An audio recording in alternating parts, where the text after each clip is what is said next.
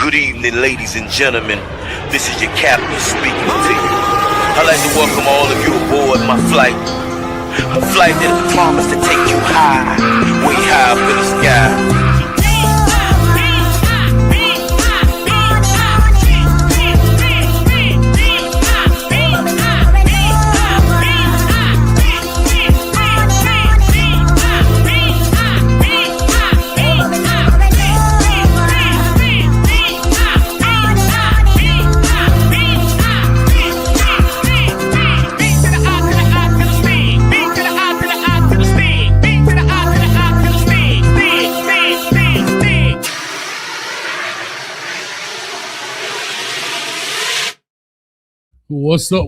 What's up, Kane Nation? We in the building, man.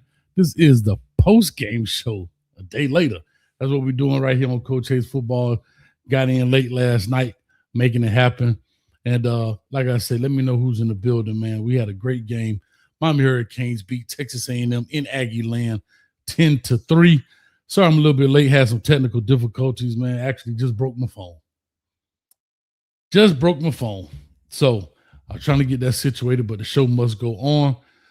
Also, for those that don't know, I did put the good, bad, and ugly up, but Disney decided to block it worldwide, they said. So put all that work in for nothing. I'm trying to find a way to get it up. Maybe I can put it in the Discord, not sure. But the good, bad, and ugly is done. And nobody can watch it because Disney has decided that they're going to block it all of a sudden for some reason. I have no idea why. They've never done that before. They've always demonetized the videos, and I understand that. But now they're just blocking it worldwide. I mean, y'all could tell me, oh, Coach, use the copyright phrase. Put up there. It doesn't matter. It's all on them. So I'm not sure why they've done that. Actually, I'm kind of pissed about it, to be honest. There's a lot of work that goes into that to find that out later. But anyway, 85 people in climate. Appreciate y'all. We on Facebook. Facebook, YouTube, as well as Twitter. Thank you guys for coming through. Make sure you hit the like, share, and subscribe button. I'm a little pissed, man. I have to be honest with you. I'm like hot, but that's not gonna steal my joy. It's not gonna steal my joy, but I'm gonna make sure y'all can at least get the intro to it. So I think I'm gonna play the intro of it. But that take a few hours to do these videos, man. And, they block them worldwide, so it kind of piss you off a little bit. But anyway, let me do this right quick so you guys can see what we got going on here. And we're going to chop it up. We're going to open up the phone line. We're going to make it happen, man. We're going to make a good night out of this, man. It's kind of like a night shift almost, if you want to know the truth. But here we go. Put this on the stage right quick. Come on, he's tighten up, bro. All right, here we go. Check it out. The Miami Hurricanes went into Texas A&M and turned Aggie land into Cane land. This is the good, bad, and ugly film review. The good. The bad. The ugly.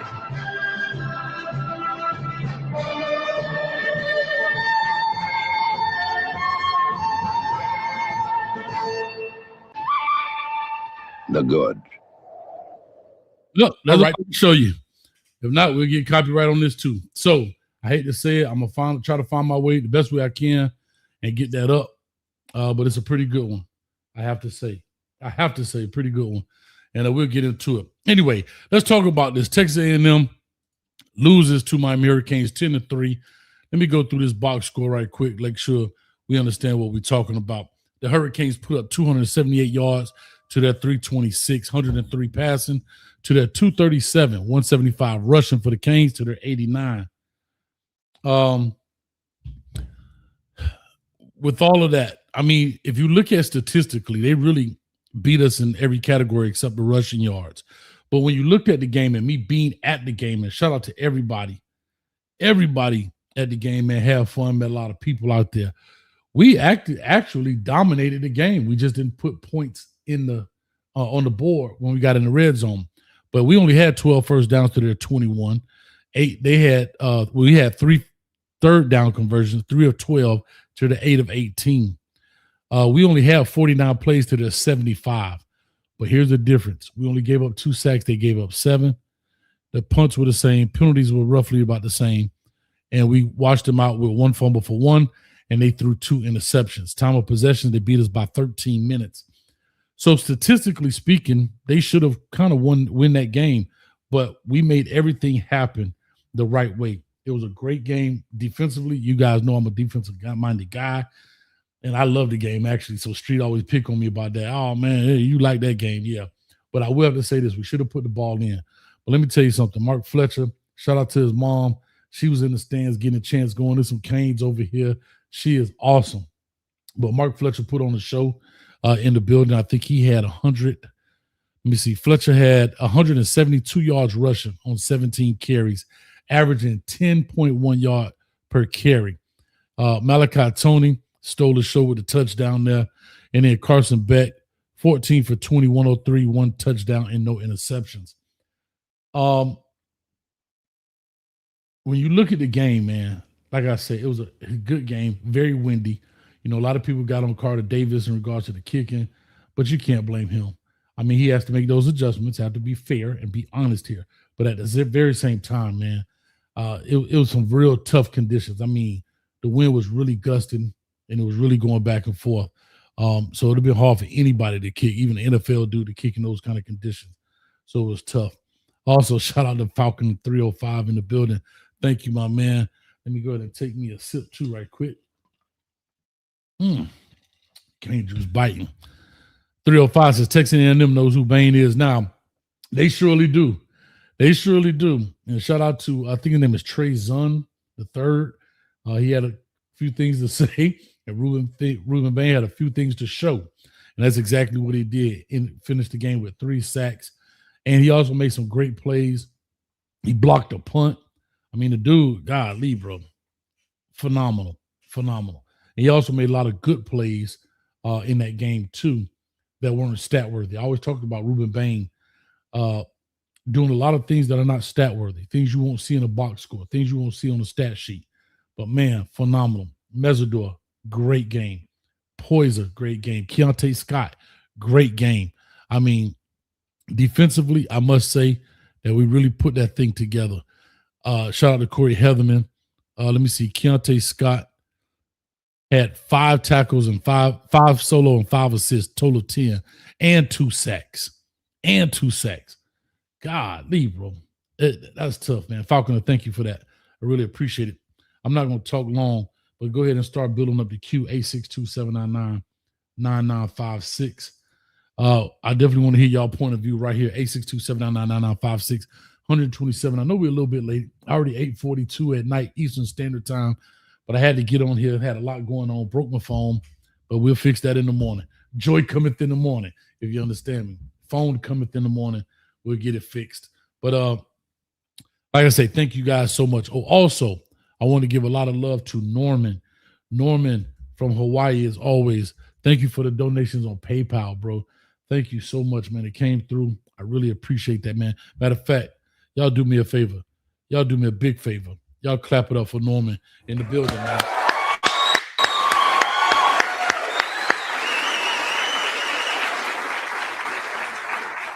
Also, we cannot forget Bryce Fitzpatrick with the 2 interceptions. The 1 interception, middle of the field, but the one to close the game out. Phenomenal, bro. That dude's going to be amazing. Also, we cannot forget how important his role was on the fake punt. He saw that, and I broke that down on the good, bad, and ugly. He saw that because that would have been wide open, probably a touchdown. Fitzgerald was awesome, man. Awesome. All right. Falcon, it says time for the 305 again. Time to give Ohio State payback for 02. Yeah, we're going to talk about that as well. We got actually 9 days, 19 hours, 46 minutes, and 12, 11, 10 seconds. As you see, I already got the Ohio State signed up there ready to get on the business in the Cotton Bowl. Can't just bite tonight. We rolling. Whew. Anyway, we here rocking and rolling. 862-799-9956. If you're laying in the bed with your lady, Slide out the bed real easy. Go in the bathroom and call on the phone. Let's talk about these Canes, man. I know a lot of people got to go to work in the morning. I say I can't wait till tomorrow to talk about it. We may not be on here for a long time, but we definitely gonna have a good time. All right. I'm a little pissed about my video. I have to be very honest about that. But I'm not gonna let the devil steal my joy. I'm not gonna let him do it.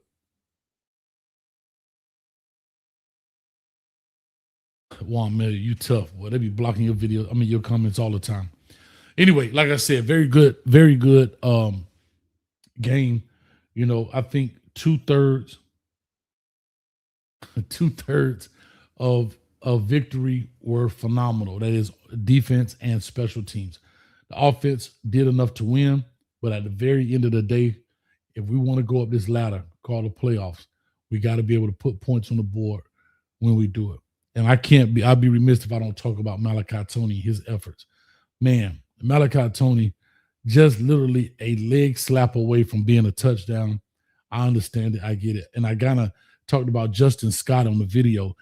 I don't know why all linemen, and they all do this. When the guy's running, there's nobody, they just be running. They just be running like they're going to beat the guy to the end zone. You know what? Some people back there, it's nobody in front of you. We already had the kicker blocked up.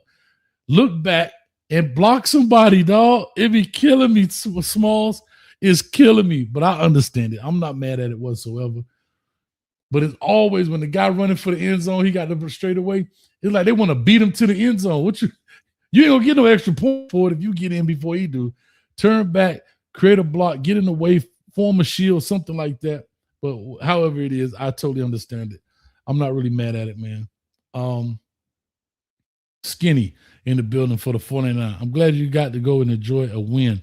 You deserve it, coach, for what you do. Skinny, thank you so much, man. I appreciate that. It was a lot of fun, man. Shout out to everybody in the building. It was really good. It was fun.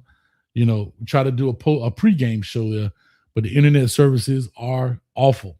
And then the postgame, a lot of people, coach, you need to upgrade your camera. Well, the internet wasn't working all that great. So I appreciate that as well. I will say this about Texas A&M. Well, let me do this dono first. Maurice Williams for the 1999. Y'all clap it up for Maurice in the building. Thank you, sir. Maurice says, Coach, your catchphrase, put him on a stretcher Fletcher, was all I was hearing in my head during the game. Man, ain't that something special, man? He looked phenomenal. And I'm going to tell you this. You know, sitting in the stadium, and I'm sitting amongst some of the parents. First of all, shout out to Texas A&M that straight tried us. They put us in a lower level of heaven, if you understand what I'm saying. We were up there. But I have to say, man, to see the parents' reaction to their kids being successful, to see Mark Fletcher's mom, to see O'Connor's mom sat next to them, to see Malachi Tony's family, to see all these families just so excited when these boys doing their thing. JoJo Trader's mom was there in the building. Just phenomenal, man. Phenomenal. You know what I mean? Marion's family was where I was sitting. I just really enjoyed that. And that's something from a coaching perspective you don't really get a chance to see because you're on the field. But to sit where I was sitting and to kind of look and just kind of just be incognito with it and just observe that, phenomenal, man. I'm going to try to put together a video of all of the video I took while I was there and try to put it together, man, sights and sounds of the game. But again, thank you, Maurice, for the 1999. But let me go ahead and tell you about Texas A&M. I don't know if this is a good thing or a bad thing, but these are the nicest people you can ever run across. The Texas A&M fan base had to be some of the nicest people you could ever run across. Like, the game is over. Miami Hurricane fans going crazy in the stands. And they're like, hey, guys, great game. Wish you best of luck against Ohio State. Is this your first time in the stadium? What? Like, we're ready for a fight. We're ready to fight our way out of there because it's like, say, 106,000 people. It might have been 103,000 of them. So, like Jigga say, it ain't many of us. Less is more, dog. Is plenty of us. When I tell you, these are the nicest people. Guys shaking your hand. Hey, guys, great game. Man, wish you guys the best of luck in the playoffs. I mean, no harsh words, nobody fighting in the stadium, nobody. I got to get, class act, bro. Straight up, class act. Class act. The only thing I don't think was classy was they put the families literally on the wall of the stadium. What do I mean? Like the very top, high as you can go. If you look over the wall, you're looking down at the campus on the street level. That's the only thing I'll say. But anyway, like they were so nice that I was scared that it was kind of like, how do I explain it? I thought it was like a get out moment, like somebody sitting there with the teacup and the spoon. Because I'm like, okay, maybe this dude trying to be real nice, let my guard down, and somebody gonna come across. At the Hard Rock, you might get it the hard way, if you understand me. These people are super nice. Super nice. They got chants and all kind of stuff. But anyway, shout out to a couple more people. Like I said, 862-799-9956. Please feel free to call in if you want to call in. And we could chop it up and talk about it. Got nobody on the line right now. But thank you for these donos, man. They really mean a lot. They really going to help out a lot. Shout out to Steve Kim. For those who don't know, had a chance to hang out with Steve Kim and Brad Tejada the night before. Of course, my man Street from Footballville, a.k.a. Canesville, was in the building. Mario Avila, very nice, lives out in the Houston area, was very hospitable around there. I mean, everybody was super fun, super nice. But, wow. All I can say is wow. Shout out to Mario Cristobal and his staff. I had a chance to talk to some of those guys I work with, Juan Navarro. Shout out to Juan Navarro, D-Train and those guys as well, man. But if you saw the first post-game show I did, it was live off the phone. Same one I just broke, but live off the phone. And, man, great atmosphere. I tell people this all the time. A win will cure anything for a night. I don't care what nobody says. You could be having a bad day, down, depressed. I mean, some of the most god-awful things have happened in life, but a win for your favorite team will cure all of that for a night. And when you can look at those players' faces and those parents' faces, even the coaching. Hell, Cristobal with all 32 was showing. He threw a U of all.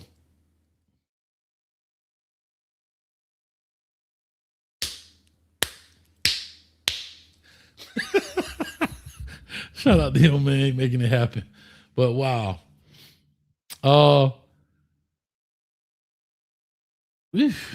Amazing. All right, real quick. I knew this was gonna happen. Jeff Ramps for the 499. Coach, do you think the weather played a factor in the offensive play calling?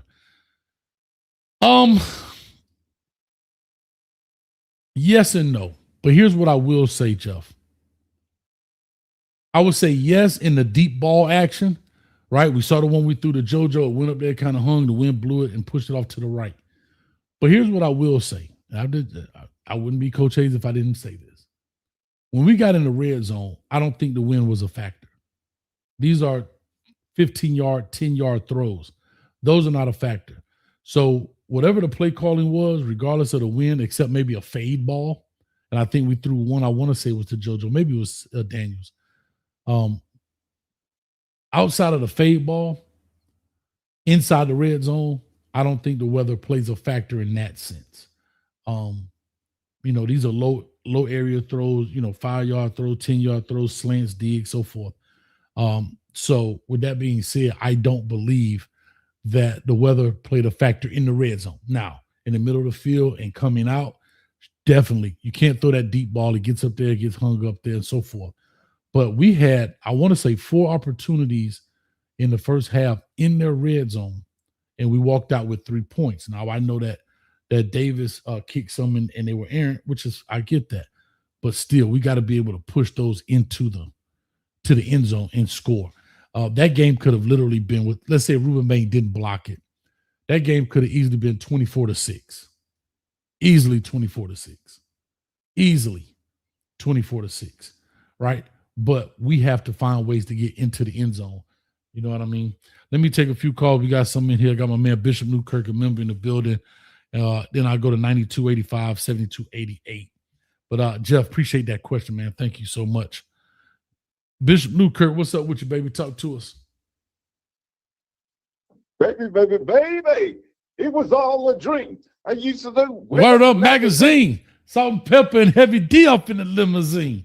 Talk to me, man. Talk to me. Now, you tell me, when I was talking about that fire test last year, how important was it to go through that so you would be ready for this moment? True story. True story, Bishop. I must say, true story. True story. So, hey, don't let it be the end. Let it only be the beginning and finish the story. Unfinished business. That's right. Hey, you heard me. I don't know if you heard my last show, Bishop. Burn the ships, baby. Burn. We at the point of no return. I heard that. When you said that, I was like, that's someone that's all in. You got to be. That is the mentality of someone who's all in, who's bought in, who's blocked out all of the rat poison and just saying, look, burn the ships. There's only one way to come out of this, and you got to come out with a win. And y'all did. Yeah, it's either capture or be captured, basically. That's what we're saying. We got to. Here's the thing. Mm-hmm. That game is gone. So the next game, is a step up in play. Yeah. Yeah. So now the one thing that they can now understand and be prepared for any type of weather, it doesn't matter. You still got to be able to run your offense and be effective. 1,000%. 1,000%. Listen, like I tell people, I'm going to look at it like this. Burn the ship still applies. We conquered one territory on this huge island. Now we conquered the Aggie territory. Now we got to conquer the Buckeye territory. We can't go back home. Only time we're going to go back home is when we conquer it all and we in the Natty. And that's where home lives, right there in Carroll City. I mean, ain't no Miami Gardens. Hey, but the Hard Rock is in Carroll City. Talk to me. Since I'm going to be an honorary, I'm gonna lend this to you. Just be hard to kill. Yeah. I ain't trying to die though, Bishop. I'm trying to kill or be killed. I'm trying to do the unaliving around here. No, but all seriousness, a big congrats, you guys. Appreciate it, man. You turned out the naysayers and you went into a hostile environment and you took it. They didn't give it, you took it. Yeah. And that's the heart of a champion. 1,000%. 1,000%. 1,000%. With that said, I hope everybody enjoyed the concert. Sorry we couldn't finish the job, but big salute to Bama. Yeah. And so that was a tough one. We're gonna get into that. I'm not gonna talk about it now. I'm gonna let you live. We're gonna have a good time. I know. But we're gonna this chop is that y'all up. moment. Yes, sir. This is your moment. I just wanted to big salute you. And this gumbo's for you. I appreciate it, man. And the gumbo is right, fire. My man, appreciate you, Bishop Newkirk in the building. Man, love it, man. Although he's an Oklahoma fan, see, that's what we're talking about. Came in, gave us our love, gave us our credit, and said, hey, coach, let's make it happen. Listen, we're trying to make it happen. Real quick, somebody asked me a question, and I wanted to answer that. I'm going to get to the next call. Here it was. He was speaking of, here we go. Shout out to Rada Da Seminole. When I seen Fletcher go over to Malachi Tony for encouragement and said to myself, one thing about the Miami team is them boys are playing hard for each other. Yeah, he's speaking of when Malachi fumbled. And you heard Fletcher, I don't know if it was a press conference or he did it later, but he talked about, hey, man, I need you, bro. You know what I'm saying? He talked about when they were teammates in high school at, I think, American Heritage. And he said a very similar situation happened. He went over and gave him encouragement. And look how Malachi finished that thing out, man. I mean, it's going to happen. It's football. It is football, bro. It is football. And you got to love that, man. Much love. Much love. Appreciate that, Ryder Dot. Even though you're a Seminole fan, I'm going to let you live tonight. I ain't going to slap you too hard, but I'm going to slap your face. Mother, get that crap out of here, man. No, I'm just playing. All right, let me rock to the next call in here. 9285 on the line. Call or talk to us. Give us your name, where you calling from. Coach, this Ruben's from Miami, but I'm in Tampa right now. All right, Ruben from Miami. That's in Tampa. Talk to us, Ruben. What's on your mind, brother? So, Coach, we played Texas A&M a couple of years ago. Mm-hmm. I remember calling into the show vividly, and we had got our ass stomped.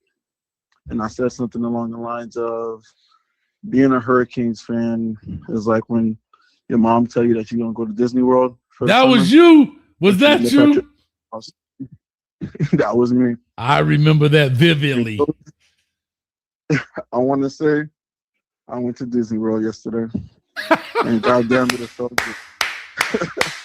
Y'all clap it up. Ruben finally made it to Disney World, y'all. He made it. Daddy came back from getting that milk 23 years ago. I had to got off grandma's couch, that plastic that stuck to your ass that you can't get up. Ruben. Hold on, Ruben. Coach. Hold on, Ruben.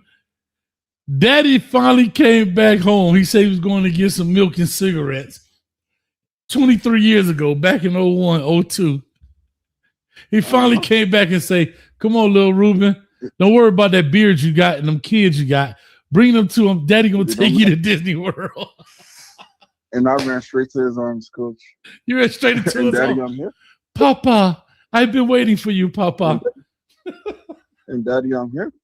Just know that. That's my papa. Coach, you know what? I do want to shout out the Canes fans who stayed down through getting our fucking asses kicked for the past 20 odd years. Yeah. And I have to say this too, though, because Mario has his flaws. He does like game management, a lot of things you could talk about. But I don't think we appreciate how fast of a turnaround this has been for this team and the mentality of this team. Like, Ruben Bain is a true junior, not a red shirt. Right. Mark Fletcher is a true junior. Francis Mauno is a true junior. Mm-hmm. And a couple of years ago, when we played Middle Tennessee Tech, whatever, and got our head beaten, and Tyler Van Dyke was throwing interceptions and was ready to burn everything down. Mm-hmm. To see where this team is now, even if we would have lost that game, the mentality of this team, it's a sight to see, and I love it.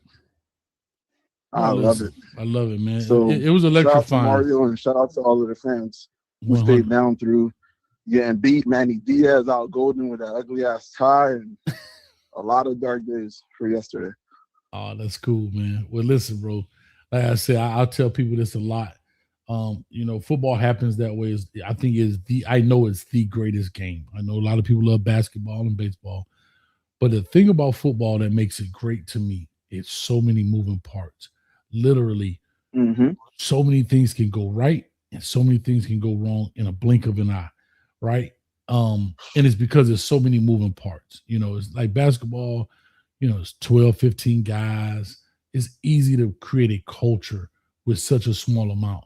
But can I tell you this? I was standing outside. I don't think people understand how big of an operation football is. Do you know when I was standing there waiting for the team, they didn't actually do a cane walk because they don't really allow them to do that. They brought the buses in. Do you know Miami had, I think, 10 buses? 10 buses came. 10 charter buses of people came to that game on the Miami tip. What I'm saying, the magnitude of what it takes to put a football team and program together. Yeah. And it's all on the shoulders of one man at the end of the day. It's all on the shoulders of Cristobal, whoever the head coach is of whatever team, said team. But what people don't understand how many moving parts there are to this, man. And they all got to be on the same accord. Yeah. And the crazy thing about it, funny enough, we were playing Ohio State, and obviously, I was 10 years old. Literally, that's when my daddy left to go get the milk after that Ohio State flag. I remember being young and watching that game. And funny enough, Kirk Herbstreit, even though he's not a Cane, I thank him because that day when he went on TV and he aired us out and said, "They're not committed to football." That was one of the best things to ever happen to this program. 1,000%. And it makes me kind of think, now that we see how big this staff was, like, what were we doing before? Like, we just weren't committed to actually. I think we just took it for granted, always having all of these great homegrown players, that we just thought it would happen for us just because we're in Miami and we're the U. True story. To answer your question, yeah, Ruben, is one, I think a lot of things happen that way. People get complacent. People feel like, oh, the brand is built. We don't have to, for lack of a better term, keep advertising, right? Oh, the brand is built. Yeah. We don't have to keep pushing. They're going to come because of who we are. And they don't realize there's other people out there working that hard. I always tell people, reason McDonald's is still famous because they still advertise. If you notice, they still got McDonald's commercials. Everybody has had McDonald's in their life for the most part. 99% of Americans have had McDonald's in their life, and they still advertising. You understand me? And so that's what Miami suffered from, right? And again, shout out to Kirk Herbstreit. He didn't have to say that, being an Ohio State guy, but he did. And he sparked it. He put that, he put a spotlight on Miami that made the people in charge have to move the same way that I'm about to give all this credit, again, to the Miami Hurricane fan base, who put a spotlight on the college football playoff committee where they had to do the right thing. They had to do the right thing. You would have seen me on the news if they didn't let us in this year, Coach. I'm sorry. That's all right, man. Daddy would have came and bailed you out. Wherever he was at. Daddy would have came and bailed you out 20 years later.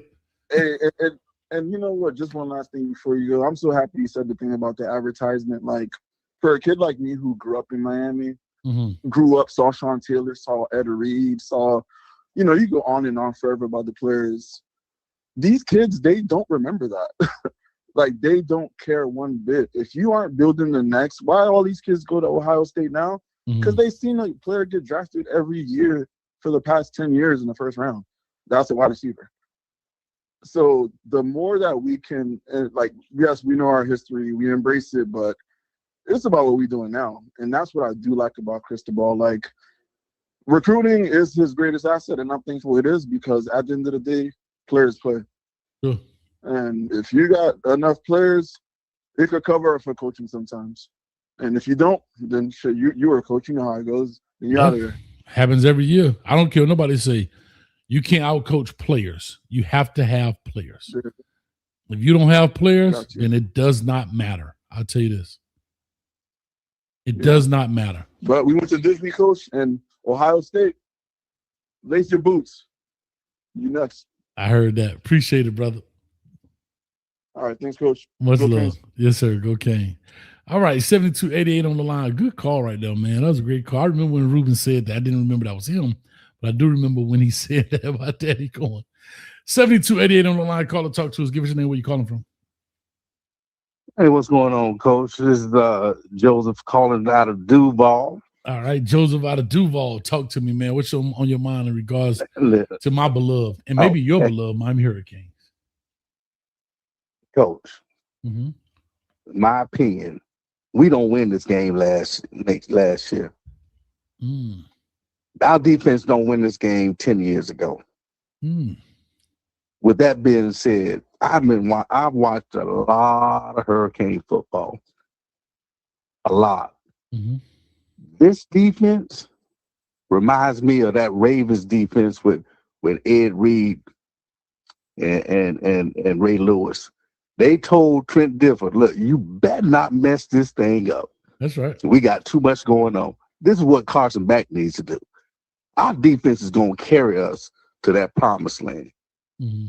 Beck, just don't blow it. You got the keys, dog. Just drive it. Just man. don't blow it, bro. Yeah, we got to be able to put some points on the board. Don't have to be honest. In today's football, you can't just score with, a touchdown and a field goal. Even though I understand the win, I get it. But we got to find. I don't even want to say creative ways. We have to find more efficient ways to try to get into the end zone, because points do matter. And when you have an opportunity to score, think about that. Just because you get to the inch line doesn't mean it's not guaranteed you're going to score.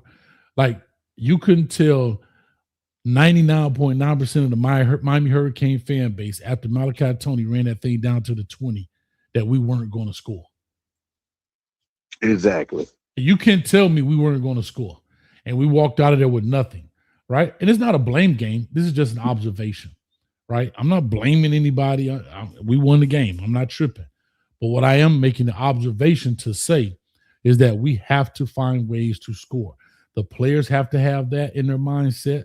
The coaches have to have that in their mindset. When we get in this situation, by any means necessary, we have to cross that white line. We cannot afford, especially in the playoffs, you can't afford to wait another series or two. Because a series or two could be the difference between a 14-point lead or getting you behind just blown out the water. You know what I mean? Yeah. And, you know, Coach, I'm with you when you're right. And you know, what I meant by that was, look, first of all, I don't foresee us having this game, just putting up 10 points. I see us moving the ball, scoring. But I'm just saying, look, Beck, don't do nothing crazy. We don't need a 4-interception game. We just need you to manage this thing and keep us in position. You know, while doing that, we scoring points. Because our defense, I guarantee, I don't care who it is, Ohio State, Georgia, Indiana, they're not scoring more than 20 points, 17 at best. That's it. Mm-hmm. That's just my opinion. Another thing, I love the matchup with Ohio State. The reason why? Because Jeremiah Smith knows he's getting ready to go against some jackrabbits. Okay. He don't win against Lucas. He don't win against Brown when they was at Heritage. And it's all boys. They are, Coach, I'm trying to tell you, they Brown had already shut him down when he was at with Madonna. Yeah. Shout out to Damari Brown's folks too. Sat with them as well. But go ahead. I'm sorry. Yeah, finish your point. That's it again? No, I was saying I was up there with Damari Brown's folks too. Oh. Yeah. At the game. So look, I'm so what do you think about the Ohio State matchup? Like I said, I do think we fit well. I just have to put my caveat. We have to put points on the board when the opportunity presents itself. We don't have to we don't have to beat them 35-0. We don't have to do this. But what I will say, I think that Ohio State is better than Texas A&M. I do believe that we can play and definitely beat these people. But we have to find ways to get on the board, right? We got to find ways to, I have to be, in my opinion, use Beck more in the red zone. He is a lost puppy in the red zone. What do I mean? They don't respect him. Beck is not the fastest. But guess what? Yeah. You can pull it with Beck and drag somebody on the backside and he can dump it. If it ain't there, throw it away, Beck. But let's make him honest, right? They don't respect him from an athletic standpoint. And I get that. I wouldn't either. Until you make me honest, then I'm a cheat, meaning I'm going to keep crashing down, trying to get to those running backs and so forth. But we have to find a way to get into to get into the end zone when we're in the red zone. 3 points are cool here and there, but we can't trade field goals for touchdowns. We can't do that. We will not win. I certainly agree with you, especially with Ohio State. Mm-hmm. You know, we got to put them boys to sleep. We got to definitely put 7 up. We have that opportunity because we're going to have the opportunity to score. And you're absolutely right. When we have that opportunity, we got to execute. Sure. And that's going to be the key. No, 10,000%. 10,000%. You got to be able to find a way to execute. You got to be able to, you know what I mean? And think about it, we only had 4 penalties for 30 yards, something like that. Let me see. Yeah. I think we have 4 penalties for 30 yards. I mean, so we've cleaned up the penalty game. We had one false start, if I'm not mistaken. But we've cleaned up the penalty game. Yeah, the penalties we cleaned it up. Yeah. Mm-hmm. You know, I was when my brother was watching the game yesterday, so he's just going irate, right? He's just like, why are we getting these trick plays? Throw the ball out to the perimeter. Why are we trying, And I told him, I said, bro, I said, I need you to relax because you missing the big picture. They getting ready to set some things up in the second half that we ain't seeing. Sure enough, they set all this stuff up and they start busting out runs because all that movement Malachi was doing, man, it was epic. But then when he fumbled at 8 minutes left, I had to leave the house, man. I went across the street to the racetrack. I went across the street to the racetrack. I went into the men's room and went to the stall, and I sat on the toilet. Oh my God! At the racetrack, I couldn't do it. I said, man, it's too much for me. I kid you not, true story, man. He over there calling me while I was talking. He said, bro, we won. I'm sitting up here in the stall, man. Hold on. You got to help me out. Hold on. You went across the street to the racetrack. In the racetrack, you mean the gas station racetrack, right? The gas station racetrack. And you went in their bathroom and sat on the stall, not to see the game? I sat on the stall in the bathroom. I couldn't do it. And I'm sitting there tripping. Man, my brother was like, you was tripping when you went and sat on the stall before it happened in the game. Oh God. Listen, I'll tell you, I couldn't do it, Coach. That's my bad. But I'm telling the story on live stream right now. But I know nobody know me, so I'm gonna tell the story because that was a sellout. So well, listen, I couldn't do it, you know. But anyway, I'm gonna get off the line off that story right there, man. But listen, love you, man. Keep doing what you're doing. I appreciate it, man. All the way from the Duval racetrack, stall number 3. We won the game. I love it, man. Appreciate you, brother. Much love to you, man. All right, that's a good call. Boy. Hey, if that's what we got to do to win, then doggone it, go back over to that stall next week too, or on the 31st. Spend New Year's on the stall. All right, before I get to my next call, Jeff Around for the $4.99 again. Ed Reed was not on the 0-2 Ravens. Coach, to create points, I think Mario should let Marion bring it out more often on kickoff. You know what's interesting about that? I'm glad you brought that up. Yeah, it was times that we fair caught stuff, and it's times that sometimes you need that kickoff return to create that spark, man. You know, I understand people, you know, you can fair catch the ball in there, you know, and take it to the 25 or whatever the case may be. Only got 75 yards to go, I get it. But I'm like you, man. If I got a dude that I feel got them gunners and can take it to the crib, man, let's go, baby. Take your chances. You understand me? Take your chances. Thanks again, man, for the $4.99, brother. Much love. All right, let me get to y'all tough on, man. The man was just being honest. He being transparent on Coach Hayes, and y'all killing him for it. Man, look here, man. If you got to go to the stall every week, then dang on it, go to the stall. All right, here we go. Let's get the next one in here. 6927.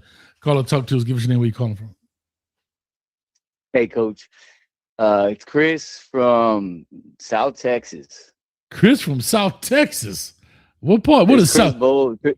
Christian Bowles from the chat, sir. I don't know. If okay. Yes. I've been around, Coach. Enjoy your show. I love your show. Your content's great. If you're coaching insight, there's nothing like it. Thank you, man. I appreciate that, man. This is your first time calling in, isn't it? First time getting in. I've called a couple of times and been stuck in an hour-long wait and like had to go. But I'm just glad I got in, you know? I saw your chat earlier. It says, I'm getting in tonight. I'm getting my call in tonight. I saw it come up on the screen. I love it, man. Well, I'm glad you are here. Yeah, Talk man. to us, man. Get it off your chest. I've been a Hurricanes fan since 2001, man. Always lived here in South Texas, so I've been a diehard. Had to defend myself and against all these UT and A&M boo boys, you know, my whole life. But yeah, it was a hell of a game. I mean, they're obviously defensive for the majority of it, but a hell of a game. It was. Keontae Scott, you know, coming out from not playing for 4 weeks and being the leading tackler. Jacoby Thomas getting lit up, you know, on accident because he was just flying to the ball and took a hit from his own defensive tackle, you know, knocked him out of the game. Torres knocking himself out of the game, Isn't just that putting crazy? his body on the line in the end zone. And Bryce Fitzgerald, God, what a fucking freshman. Excuse my language. No, you're good. Matter of fact, it's your first time on the show. Let's slap you up just a little bit. There you go. Take a nice one. Since your first time calling in. I deserve that one. Nah, it's all good. One, no, but to your point. But real quick, to your point, the Keontae Scott part. You know, when people are out 4 weeks, you try to find excuses for why they're a little rusty or why they're off a little bit. This dude, he ain't never skipped a beat. He blitzing them off the edge. He in there throwing throwing body in there, making tackles. I mean, those three guys in the back end. Those three guys in the back end are phenomenal. Tackle on Martell Reed was phenomenal. So he's just a pure instinct guy. And I'm so happy that he fucking came. My bad, I did it again. He came to Miami though. I'm just so glad he came to Miami. Yeah, man. Him and Jacoby Thomas have been starlights on this defense, just superstars. And the other thing I wanted to talk about was Fletcher. And when we switched to the pistol after halftime, and he went, I think it was 12 for 152 out of the pistol, out of his 17 for 172 yards. Yes. And it was just, I feel like it's one of the first times I've seen Shannon Dawson actually adapt. Whether that's bad or good, it shows he has the capability of it, I suppose. So for me, I see it as a positive. I feel like he got real comfortable with Cam Ward, who was able to bail out any kind of a play that you're in, any kind of a breakdown, and still throw a dart to somebody. And Carson Beck, unfortunately, is nothing like that, but he's adapted. He actually did it. And I think, I don't know, I'm interested to see what you think about that as a coach. Like, what do you think about that adaptation, that change? No, 100%. I mean, when you play these games and you do these things, you have to be able to do it, and you have to be able to do it on the move, right? Everything that you scout and you look at, and it may not be what you think it is. You can sit there and study these guys to the end of time. Well, guess what? They know that. So they're going to bring something different. That's the chess match. You get what I'm saying? Like that's the chess match. Is that I could go in there right now and break down all of the Miami Hurricane tape I want and say, okay, I know Shannon Dawson's tendencies. And Shannon Dawson says, I'm going to break myself down as well, and I know my tendencies. And I guarantee that's what Ohio State has done. They've had quite a bit of time off. So they have nothing but time. They're not chilling. And they have a chance to for sure rearrange some of their tendencies. That don't mean they're going to change their plays, but they may rearrange when they call their plays, right? If I like to run inside zone and the tendency says second and long to the boundary, I might do it on third and short to the field. You see what I'm saying? Still running the players, and people have to realize this, players are not checking down and distance of when we run this play. They are executing the assignment. They hear in inside zone, we run inside zone. They're not thinking, okay, it's inside zone. We run it every second and medium to the boundary. They don't think that way. Coaches think that way. You know what I mean? Right. And you try to teach your guys that, but that's not what it always is. You try to teach them personnel and formation to try to catch the tendency. But to your point, 100%. Yeah, so I mean, I don't have too much more to say other than that. I'm excited to play Ohio State. You know, I was devastated in 2003. Yeah, I watched that game live and bawled my eyes out when they lost. Like that was, we were robbed. So it's finally a shot back at Ohio State. I think these guys are going to be hungry. They get it. I hope none of their O-lines. I mean, I hope they do, but I hope they don't, because if they do, Bane's going to just eat. Yeah. I love that about him, how he has that notebook and just writes it down like, you're going to get it now. You're going to get it, man. I'm going to check this off. Let's make a play. And that's what I love about it, man. I'm super excited. I can't wait. You know what I mean? What a great way to bring the new year in. Because literally, either we're going to be playing within the last minute of the game while the new year strikes 12 here on the East Coast, or we'll just be finishing the game when the clock strikes 12 here on the East Coast. You guys, it'll only be 11 o'clock, so y'all got a little bit of time to celebrate. But for the East, for the East Coasters, We're gonna be up there saying our clock strike 12. Please, Lord, let the Canes win. Please, Lord, I promise I'm gonna go to the gym this year. Please, Lord, I'm gonna put the cane juice down. Please, Lord, let Ruben Bain sack I'm gonna keep every resolution this year if you just give me this one win. Yeah. You gonna have one eye open on the screen looking. Yeah, definitely 100%. Hell yeah, Coach. Well, I won't take any more of your time. I appreciate you taking the call. It was great. Yeah, Mom. Much love, man. Please call on in. Don't be scared, man. Make it happen, man. Fight the good fight. I call in more, Coach. Do me a favor. I love Save the line. You keep doing you. I love it. Yes, sir. Go Cane. Go Cane. Save this number. Listen, I'm gonna give you a cheat code. Don't tell nobody. Save this number in your phone, and when I come on, you know I always open the phone line. Jump on right then. You be the first one. I do it in order. Except the members. I let the members go first, and then I go there. All right. I got you, Coach. Thanks for the tip. No problem. You have a great appreciate your time. You too, man. Appreciate you, buddy. Good call, man. I see him all the time. Well, Google man, I'm glad you checked this out. Google man, Coach, I put 100 on the under, covered easily. That's what I'm talking about, Google man. I love it, man. Shout out to Google man in the building. All right, who we got here? Oh, Rocky. Talk to us, Rocky. What's on your mind, buddy? Man, I wish I could get that lucky to put 100 under the under. If I do that stuff, man, they're gonna score 80 points, Coach. There it is. I can't get that lucky. I can't get that lucky, man. Well, guess what? Put 100 on. Hey, hold on. Put 100 on it this week. Is $100 worth of win against Ohio State? No. What I was saying was I don't get that lucky. I don't bet. I don't bet on sports. I can't get that lucky. What I'm saying is if I'd have put the 100 down, they'd have scored 80 points in that game. That'd have been my luck. Can't make that work, Coach. I can't seem to make that work. All right. He ain't get it. I know. That's over my head, man. It's too late, man. Coach Hayes, man. Shout out to Coach Hayes for putting on his cowboy boots, his chaps, and his cowboy hat and coming out to College Station, baby. Man, look here. Shout out to you. College Station. Don't ever have to visit there again. But it was nice. I have to be honest. It was nice. People were cool. It's a little different. I have to be honest. The whole. I don't understand the traditions there, but maybe it's not for me to understand. Like the whole ROTC, the guy that's yelling chants. It's kind of weird. Like they were telling me the night before at midnight. They go into the stadium and yell. They do yell practice. Yeah, they do a whole coordination of what they're going to yell during the game, which is kind of crazy.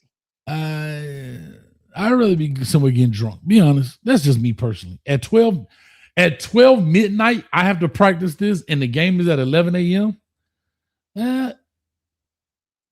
It to me is a little different, but so be it.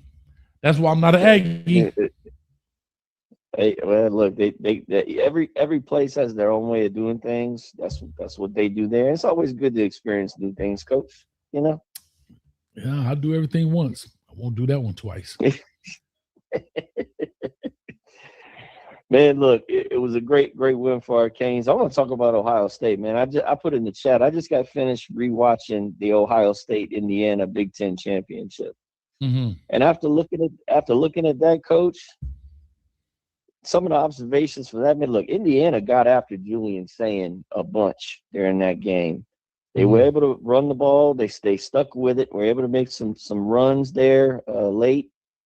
I've been watching all day, especially this morning, because the Smack Talk's already talking about, 10-3, and we're not impressed with Miami, and people are underestimating us again. Coming out of College Station, the Texas A&M game, and I just don't see it. I mean, what I see, man, we match up really well against OSU. I mean, OSU hasn't really played a schedule, in my opinion. They've had two teams. They played Texas and Indiana. They've been 1-1. I mean, the rest has been pretty much cupcakes. I'm gonna say cupcakes. I mean, they played a conference schedule, but I mean, it's not impressive. Right. So I am not scared of OSU, man, going to Dallas. Not at all. No, not at all. I mean, listen, people are supposed to talk trash. Somebody said something they were telling me the other day about the offensive lineman at Texas A&M. Me personally, I'm not mad at the dude. No. Now, that doesn't mean he wasn't going to reap the consequences of what he said. But, hey, bro, I'm not mad at what he said. He's supposed to feel like he feels. Now, he reaped the consequences, and he felt the wrath of, you know what I mean, this Kane defense. But, bro, if it was me, I'd be talking trash too. It's just what it is. You know what I'm saying? Because at the end of the day, hey, everybody can be beat. Everybody can be whooped. There's a person out in this world that was better than Mike Tyson during his time. We just don't know who he is. But there was somebody out there crazier than Mike. You understand me? Not many. He just never made it to the ring. He probably was in the penitentiary for knocking people out because he didn't get a custom model. Right? I'm just saying, Mike found a custom model. That dude did. He found a correction officer. You know what I'm saying? But it is what it is. You know what I'm saying? And so I'm not mad at the way it feels. I'm not mad at Ohio State feeling the way they're going to feel. You know why? As they should. They're the defending champs. It's our job to knock the king off the top of the hill. It's our job to go up there and guess what? Dethrone the king. It's that's our job. Yeah. Just some observations. I don't think they have as good a team as what it's portrayed. I think they had a better team last year than what they did this year. They do this year. They got some individual players that obviously, I mean, Carnell Tate, Jeremiah Smith, Caleb Downs, etc. Mm-hmm. But I think we are the most underestimated team in the playoff. And look, that defensive performance yesterday was unreal. I mean, we went into Kyle Field coach and held a team that averaged 36, 37 points a game to 3 points on their field. That is championship caliber defense, man. And when you got that, as you know, coach, defense travels. Mm-hmm. When you got that defense, when you got that kind of a defense, and you got that kind of, you got that kind of camaraderie within your units like that on the defensive side of the ball, you got a chance against anybody. I don't care who you're playing. Right. That's my thoughts on it. No, like I agree with. Yeah, we just got to put points. We got to put points. As good as our defense was, they're going to break sometimes. That happens. It's football, right? Think about it. You're not going to be perfect on all 60, 70 snaps. Just didn't happen. I mean, I was looking at it. They had 75 total snaps. 75. And we only gave up 3 points. They only had 1 scoring possession on 75 snaps. Sir, that's phenomenal. Phenomenal. Yeah. You understand? But on the flip side, we had 49 snaps and they screwed up twice. Right? And that's what hurt them. Yeah. I don't think we can afford that with a defense.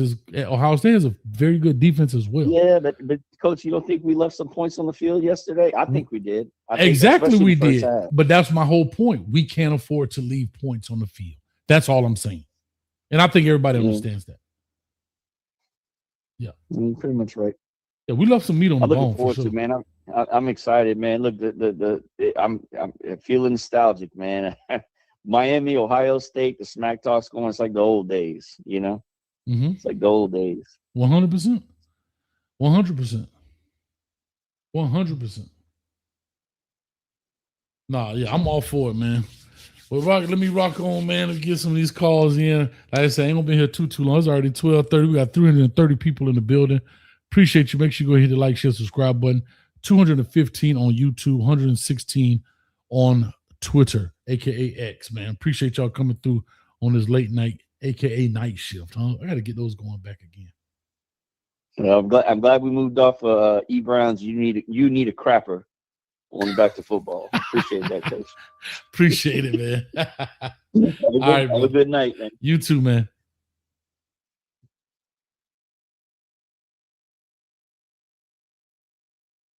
All right, let me go ahead and get the next call in.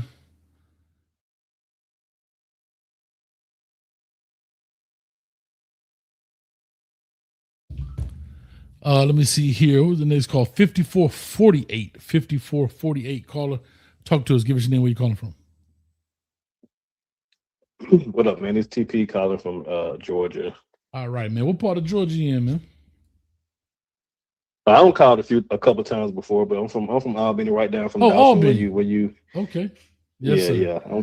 I called a couple times. That's why I asked, because your voice sounds familiar. But go ahead, talk to us.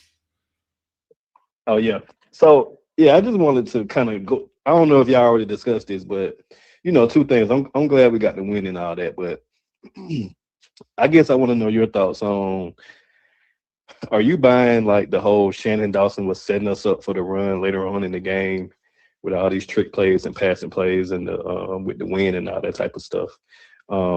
Because we knew at the beginning we knew in the scouting report that we could run the ball on Texas A&M, or at least that was the thought process. But and every time we ran the ball, almost we got positive yards. Like Fletcher got 7, 17, and I think 10 his first 3 runs, and we just stopped running the ball. So do you think like Shannon Dawson was being this extra smart guy, whatever the case is, and setting up for the for the kill punch in the fourth quarter? Or do you think he just had a certain game plan and just kept sticking to it or whatever? That's my first question. All right. I'll say from a coach's perspective, it's hard to answer this definitively without being in the room, but here's what I will say. Coaches do have a game plan. And like I said to the earlier caller, is sometimes you can have a game plan and it doesn't match what you're seeing, right? Sometimes you can have a game plan and they're doing exactly what you plan for, man. On third and short, they run an under front. On such and such, they're going to run cover 3, 1 high safety. They are like to the T. You could just read it out. Some guys, it's different. They give you different looks, different disguises. I don't know what Shannon Dawson has scouted for. So what I will go on the side of he was being a coach, sticking to his game plan and sticking to what he had to do. Now here's what I tell people. There's what they call a hit chart. On this hit chart in the first half, you're going to match up what you're getting, and you're going to match that to your tendencies that you got as you looked at film. Does it match up? On 1st and 10, does the hit chart that I got for the first and second quarter match up with what I saw in the films that I watched prior to and getting ready for this game? If they do, that means they don't have any variation. If I start, now I get to see, and I hope I'm not long-winded in this answer, but I want to try to give a real clear description of what I'm saying. If I see, for just very easy take here, all of the things, they ran the blitz from the boundary on 3rd and long on the videotapes that we saw on the previous games. But on the first half, they ran everything from the field. Well, I see that they're trying to change it. So sometimes you got to remember, a football game too is like a boxing match. You're feeling your way through it, especially if they're not giving you what you think they're giving you. And that's why you see a lot of coaches writing stuff down on these play chart. They ain't writing, "I love you, wife. I love my mom." They're charting stuff as well. You know what I'm saying? So hopefully that answers your first question. And I would go into the side, and I would err on the side of caution and say he was doing his coaching thing, because I don't know what he had on his chart versus what he saw on the tape versus what they were doing on the field. So that would be hard for me to try to give you a definitive answer. If anybody that said they did, they just guessing. They just guessing. Yeah. I guess it's kind of hard for me because you do that going late into the fourth quarter when you finally start running the ball. And they say Beck went to the sideline and told the coach that, the run up the side. How true it is, who knows? Yeah. But that's what it was pretty much saying.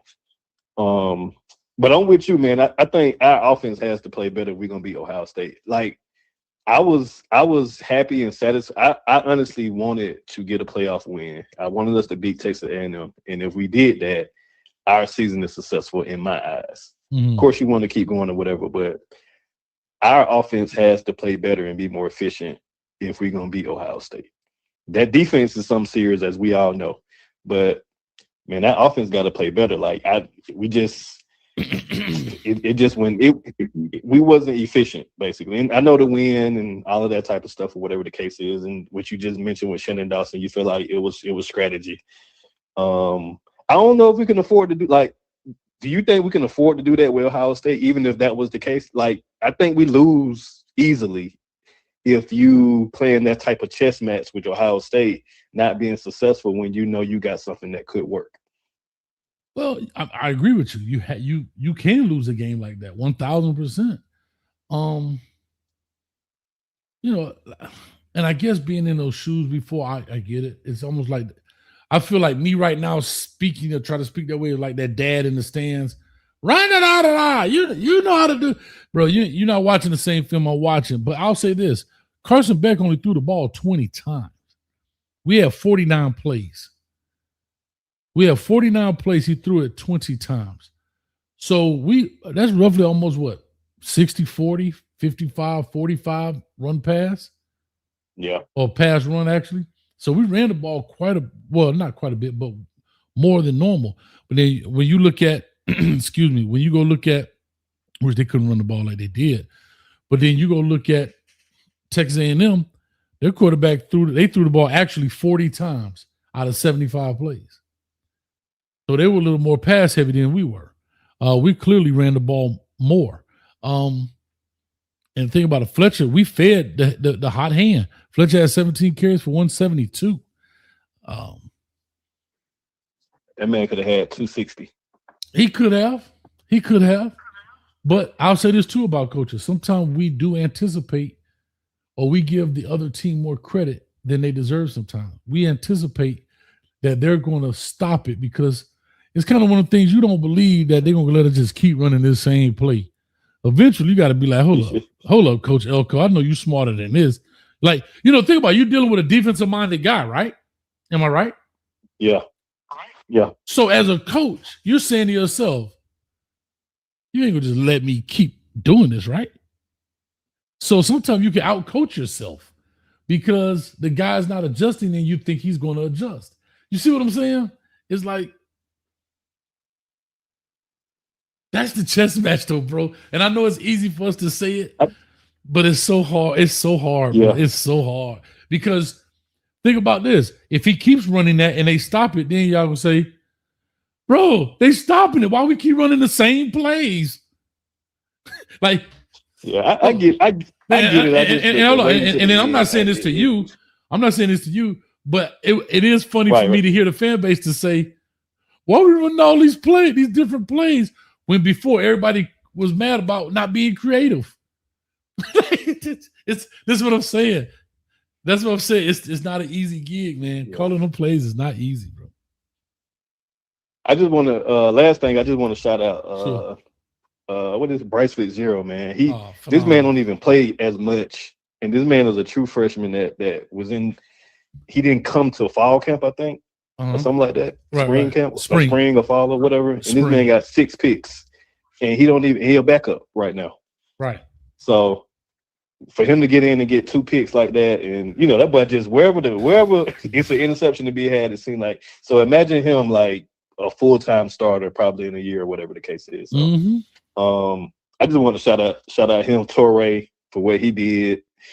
Yeah, man, I just shout out the team, and it was a good game. That's all. I just wanted to ask that question about the offense, though. No, 100%. Real quick, Bryce Fitzgerald has 6 interceptions. Man. He is 5th in the country. He's tied for 2nd. So Ricardo Jones from Clemson, Lewis Moore from Indiana, Jerome Carter from ODU, and Bryce Fitzgerald are all tied for 2nd with 6 interceptions. Right? Here go the funny thing. I'm going to show you how little he plays compared to them. He only has 15 total tackles. The people in front of him have 35, 76, 76. So that goes to show you how much more they play. He has, think about this. They have 35 total tackles, 76 total. He has 15 total tackles, right? And a sack. And he got 10.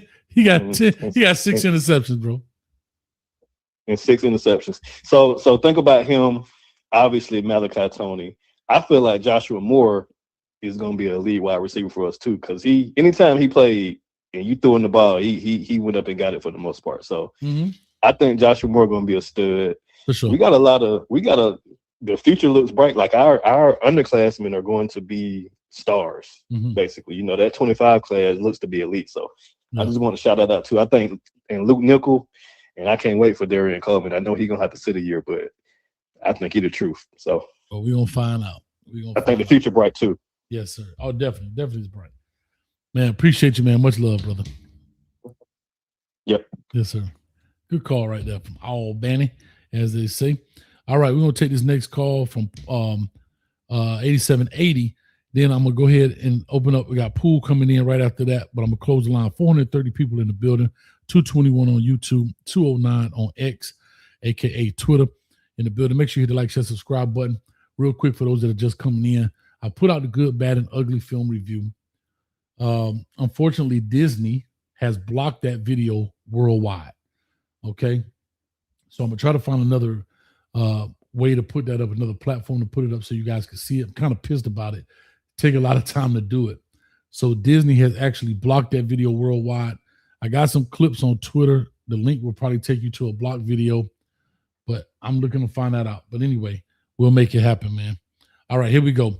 Let me get this in. 8780, call or talk to us. Give us your name, where you calling from. Hey, what's going on, man? I'm in Davenport, Florida. What's going on, man? All the way from Davenport, talk to us. What's going on, Coach? Yeah, so real quick, just hear me out. Real quick, I'm gonna make it quick. Okay. Two things I believe because of this run game, and I'm hoping that's what it is. It could be either the coaching where they didn't want to come out and just keep running the ball because it was obvious. Everybody, I was screaming at the TV. I know everybody was, but it was obvious. But if they had stopped it, we would have put all that pressure on Bet. And I think I don't know. I think it worked out the way it worked out, and I'm hoping that that's what it was. The second thing I'm thinking, now Mario there, that Cuban in him, he just like our brothers out here. Sometimes we hold grudges, and we was trying to get KC Conception. And Mally turned out on him. Mally is the one showed out, really. So I've seen that in some games. He did that before. They'll be talking about this running back, this, and then he'll bring out that running back, and he'll feed him like heavy. The same thing he did with Ward last year. Same thing I believe he did this year again, and it worked out. I'm just hoping we put it on Ohio. I'm gonna put my tickets down because I know we're gonna get Georgia, and we in it. We in there. We in there, baby. It is what it is. Let's rock and roll. I love it. Let me ask you a quick question. How I put that 100 down? Let me know, because I'm gonna put it. Put 100 on what? I ain't no betting man, so I never bet it on, you know what I'm saying? Put 100 on what? Oh, I'm putting it on Miami to this week. Oh, but you said something about put 100 down on the bet. Oh, no. I was telling Rocky. Oh no, Google man said he put 100 down on the under and he won. And Rocky was saying, man, Coach, if I would have put 100 down, they would have scored 80 points. And I was just simply saying, man, would you put 100 down for them to score the over? Yeah, it wasn't anything about a bet. We were just talking about the money. Nah, yeah. I don't know. Go to DraftKings or whatever. One of the places. Put your hundo down. You know what I'm saying? I'm gonna do that. Pick them up, whatever it's called. I'm gonna bet on something. I'm gonna bet on that orange and green, baby. Let's do it. Hey, go to DraftKings. I need to find out how to get a sponsorship by one of them dudes. Y'all help me out. Because, boy, I broke my dang on phone, man. I'm in bad shape right now. But anyway, yeah, no, I don't know how that works, but I've never betted on those sites or anything. I've never done that before. So I don't know how that works, but people do it all the time right on their phone. So yeah, check it out. DraftKings or Draft Picks or whatever it's called. All right. Oh, I guess he hung up. Man, great call all the way out of Davenport. All right, I'm going to close this line off right quick. Let me do this phone line. I'm going to lock this deal right quick. If you're out, you're out. The conference has been locked. I got Pool, I got Jason, and then Anonymous. Whoever Anonymous is calling in. All right, Pool, talk to us. It's good, Coach. What's good? What's good? Talk to me, man. Did you get a chance to see the good, bad, and ugly, or is it blocked? Man, I ain't see it pop up. Okay, I think they blocked it out, man. Is it on Twitter? No, I got a little snippets on Twitter, but the video that's on YouTube get blocked out. Yeah, I ain't see it. So talk to him. What's up, man? I was good, man. It was good, bro. Tired. All right, man. It was good. My take about it, slugfest for defense on both sides. But they people want to blame the win, but I don't know, man. It's bad conditions, weather conditions, bad weather conditions. I get the missed field goals, et cetera, et cetera. But if you can't throw the ball, run it. And Mark Fletcher, every time we ran duos with Mark Fletcher, it was a first down. Mm-hmm. It doesn't matter if it was the first quarter, the second quarter, the third quarter, or the fourth quarter. I don't even think he really touched the ball in the second quarter at all. Who, Mark Fletcher? Yeah.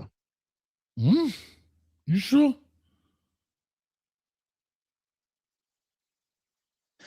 I know there was like a lull in there when he wasn't even on the field, I think.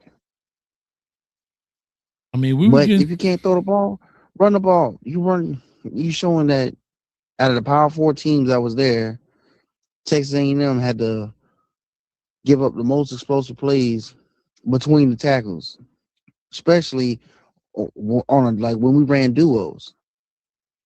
Yeah, Fletcher was in the game the second half. That's where he had the big run, the 56-yard run. He had a 2-yard. No, I said second quarter, coach. Oh, second quarter. I thought you said second half. I'm sorry. I apologize. Mm-hmm. Yeah, maybe not. Maybe not. You have to remember this too. I want people to understand too how fast these go. Remember, the clock runs now, so things move a lot faster than what people think. We only had the ball. Well, we did have the ball quite a bit, but we were a lot of 3 and outs. We had the ball in the second quarter, 3 plays, right? And then we had we recovered on fumble, if I'm not mistaken. Then we had 4 plays with a punt, 4 plays missed field goal, and then 7 plays with a missed field goal, right? And so that's what's funny about it. Like those possessions went fast. Yeah. Well, my thing is everybody's getting mad at Shannon Dawson's play calling. Man, I get it. You trying to be too cute with it now. You've been shown you go in your bag and you just try to stay in your bag. But the way I think you should run the play calling, I'm just 4th string bench quarterback, play offensive coordinator over here. You know what I'm saying? Mm-hmm. I think you should run what you normally run, and if that don't work, that's when you get creative. Right. And what we normally run was the most successful part of our offense then. Yeah, I mean,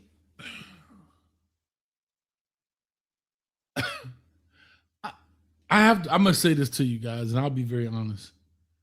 I want to watch the game again, but I mean, don't come out till Tuesday or something on YouTube or whatever. What in the world Disney got going on with their foolishness, man? I thought Disney's supposed to be the land of fun. They just some party poopers, but when you go to the games and you watch the game, it's so hard. That's why I love watching them on TV. I love that view. And I don't want to be a Debbie Downer. I want to live in the light of joy right now. Like, you know what I'm saying? We got 9 days left to tear their head off. Oh no, I'm not. No, I'm not mad at all. I'm not saying. I'm not saying that you are. I'm not saying that you are. What I'm saying is, I don't know. A lot of people were talking about the trick plays and Dawson was getting too fancy and this, that, and the other. With the formation, with the old lineman on one side. I have to be honest, I didn't even see that during the game. Because you got to remember, I'm in a 106,000 seat stadium. At the top, I literally saw a cloud pass by my head. And so you can't see everything as like I would have never recognized that from that far away that those were old linemen over there. You know what I'm saying? You just see white and maroon jerseys. I don't even see numbers at that point. Yeah. I did like that double reversal. You haven't ran a reversal and then you want to run a double reversal? You run a reversal to set up double reversals. You ran a double reversal before you even ran a reversal. It did make sense. Again, but it's one of the things. If it worked, it worked. If it don't, damn, you're an idiot. It's just one of them things. Yeah, but there's certain things you have to do to set up so you can get things to work. Like when you have, like with Tony, you were doing Wildcat. You have him running with Wildcat. So when he rolls out, it sucks the linebackers and corners up so he can hit a dump pass. But the first time he runs in Wildcat, it's a pass. Right. Yeah. You have to. It's like boxing, man. You got to set your shots up. Yeah. You gotta it in like boxing. You gotta find a good rhythm. It's like that pop, then you can catch him with one. You throw a couple three and you hit him with a power blow. You send him 2 jabs and you hit him with a hook to the body real quick. I mean, you definitely can. You definitely can. Nah, but man, I'll take this kind of win any day. I'll take a win any day of the week. I'm ecstatic, man. I'm talking smack because can't nobody say nothing. We the only team in the state of Florida what a college football playoff win in the football playoff history. Okay. It's all these Gator fans, these Noles, these goddamn Bulls, these Knights, Owls. I don't care what you is. You can be the baby geckos. Can't talk to us. It is. Go Canes. That's what I'm talking about. And then that defense, man. I think they played Marcel Reed the best way you could play Marcel Reed. I give the tap hats off, man. It was a good defensive game. And I like defense, so the game was great to me. I figured the game, everybody, it was a boring game. Blah, blah. I'm like, bro, do you not see what's going on? This is a great game. It is. It was so exciting because it was just 1 or 2 plays away from being below. One play, it was like literally a missed tackle here is a touchdown. Sure. A shoestring tackle here it stops a touchdown. Oh, a punt, oh my God, what is it? A blocked field goal, keep points off the board. Mm-hmm. Like the wind gust just picked up right here, kept points off the board. It did. So a lot of things had to go certain ways. A lot of open field tackling. When Marcel Reed rolled out to the right, and then Scott got that open field tackle. Man, if he didn't take that, man, he was going for like 30 yards on that. Yeah, 100%. At least 30. Did y'all see? Hold up, I'm gonna say this. The Malachi Tony throwback. Carson Beck was so open. Now I know Malachi couldn't throw. It was too much pressure on him. But man, I ain't saying Carson Beck would have scored, but he sure would have got a lot of yards. The throwback was so open, man. Yeah. Oh my God. So I was watching the game at the Wing House, right? So some random dude in there. We were all in there watching the game. He's like, man, that guy's wide open. I'm like, man, that's Carson Beck. He's like, I don't care. Hit him. Yeah, because Carson Beck, he was running down the field wide open, man. Like, well, the Chet ain't got no chill, boy. Whoever Hagatha, boy, you ain't got no chill. None, Hagatha. Anyway, man, let me push this over, man. I got Jason from Arizona off in here. Because guess what? Somebody going to be playing in Tempe against Georgia or Ole Miss in a couple of weeks. Let's see what Jason got to say. Right before we go, what do you think of the matchup for Ohio State? I think our defensive line will probably be the best D line they faced all year. But our offense, you got to put points on the board to beat Ohio State. And I don't think we would shut Ohio State down the same way we did Texas A&M. I agree with that 100%. Like I said, I don't think the score going to be 10-3. I definitely think they're going to score some points. I do believe the wind is definitely not going to be a factor in Jerry's world, if you know why. I think whoever scores more than, I say 24 wins. The team that scores more than 24 is going to win. Okay. That's fair. That's a fair point. I think the line right now is 10 and a half, something like that. I see 9.5. It's dropping. It's just because the styles make fights, man. The same way styles make fights. It is. I'm loving it. All right, man. Well, let me rock it. Let's see what we got here. Yep, December 31st, 25. The line is, who knows? It won't even come up right now. All right. The coach is coaching it. You're coaching or you're allowed at 9 right now. It's dropped already to 9. I'm loving that. I'm loving it. All right, Pool. Let me rock and roll, man. Yeah, this last I just came in. I know I keep doing this to you all the time, Coach. But do you think Ohio State having this big of a layoff to get back into playing football? How many days are gonna have to go without playing a football game? Was it like what 3 weeks without playing a single game? About 3 weeks. That's a long time. That's a long time. Especially coming off a loss. Yeah, that's a long time. So we're gonna find out. We're gonna find out real quick. In 9 days, we're gonna find they got another. So they're gonna have almost a month off now. Is it a month? When last time they played? Jason, I'm coaching it. Let me see. When last time? Hold on. Ohio State schedule. When last time they played? Ohio State played on December 6th. They're not going to play till the 31st, so about 3.5 weeks almost. 3.5 weeks before they play another game. They played on December 6th. Man, it's hard to stay in football shape when you ain't played in 3.5 weeks, man. Yeah. Yep. All right. But there it is, 3.5 weeks. All right, Coach. I'll let you later. Much love. Appreciate you. Yes, sir. Anytime. Shout out to member Pool in the building, man. Well, y'all tough out here in the chat. Y'all leave my man alone, man. My dog be balling out here. Arizona Jason coming in right now. Y'all press the like, share, subscribe button, notification bell. 449 people in the building. 228 on YouTube. 221 on X/Twitter. Appreciate y'all hanging out with me late night on a Sunday. Fun day. Winner's Day. Cane Day. That's what it's all about, baby. The Miami Hurricanes beat Texas A&M 10-3 off in there. We had a great time. Uh-oh. Here we go. That's my man. Y'all clap it up for Coach Coop in the building. Party at Coach Hayes' house after we win the Natty. 305 in the building. I'm going to take a sip of cane juice for my man, Coach Coop. Coop. Bring yourself, and we're going to have a party up in this joint, Coop. Much love to it. If you don't know who Coach Coop is, get from up under that rock. Slap yourself like this. Mother. And go subscribe over there to Coach Coop channel and make it happen. But Coop, you got to get to the game. I went to Texas A&M, Coop. Ain't no place like the Hard Rock, baby. It ain't no place like the Rock. Even though they got 106,000 or whatever seats in there. It looked like a hut. That's what it looked like. Ain't nothing like the Rock, Coop. Ain't nothing like the Rock. Let's go, baby.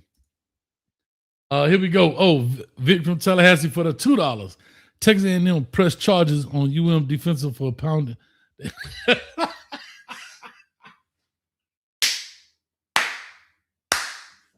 Vic, you too funny. Texas A&M press charges on UM defense for pounding the A-gap. Shout out to Ebron to my pounding the A-gap. Speaking of charges, South Carolina players did press charges on that state trooper from over there, man. All right, so there it is. Appreciate you, Vic from Tallahassee. You crazy, man. I'm pounding the A-gap. That's too funny, man. Trying to see if I missed any donos. Okay, I didn't miss any. All right, let's get my man Jason in. Jason, talk to us. Man, what's going on, man? I'm good, man. Listen here, man. Listen here. If I ever get on this line and start ranting like that, you better disconnect me after 2 minutes. What I ain't you gonna mean? have chat clowning on me like that. Yeah, what you All right? talking about, man? Let my man live, dog. That's my dog, man. Hey, man, come on. All right, let him live. Let him live. But I'm just saying, click me. I ain't gonna have chat clowning on me like that. Like my dog say, can I live without y'all saying that I floss too much? Can I live? Huh? Can I Man, live? Come on, man. That Hey. what Jay-Z say, can I live? Well, let him live. Let him live. What's up with you, man? Let him Talk to me, live. man. What's about this game, Man, man? what's good? Hey, so you know I called in a couple days ago, you know what I'm saying? Our last conversation we was talking about Shannon Dawson and his play calling, right? I'm like, damn, did he listen to our show? I told Coach Shannon be listening to us, bro. So I'm like, damn, he literally done changed the whole plays up. I'm like, wait a minute, no, go back to the running plays. I was like, bro, I recorded the whole game. You see me live. I recorded it on my phone, and I was like spot on everything. But the thing is, this I want everybody to realize: we're going to play Ohio State, right? Mm-hmm. What's our quarterback jersey number? 11? 11. 11. Yeah. 11. That's revenge. What's Bryce Fitzgerald's number? 13. 13. Maurice Claret. Okay.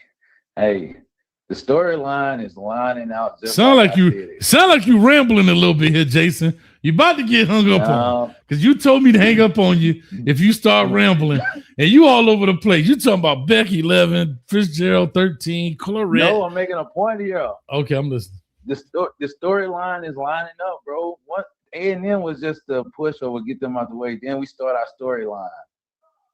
Ohio State 2002, we get our revenge back. You know what I'm saying? Our quarterback got his right number. You know what I'm saying?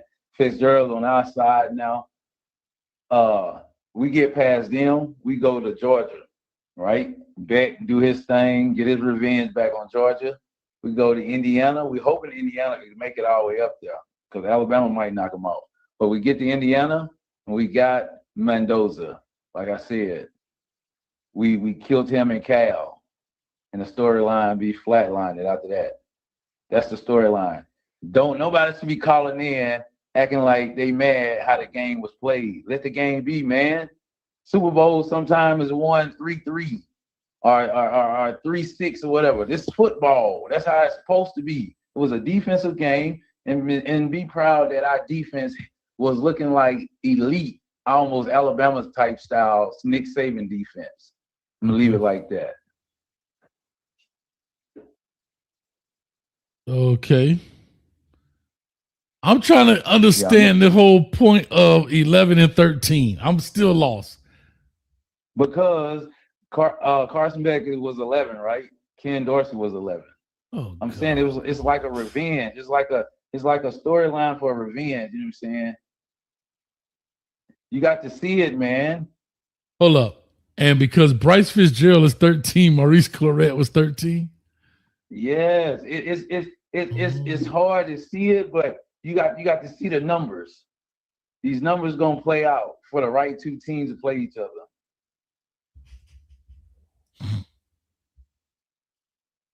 Oh God. You can't make this stuff up, dog. I swear to God, I can't make this stuff. I can't make this stuff up. So hold on. Oh, hold on. I see what you're doing now. Hold on. Wait a minute. Don't see it yet. Hold on. I see what you're doing now. Wait a minute. I see. Hold on. Wait a minute. I see what you're doing. I think I got an answer for you.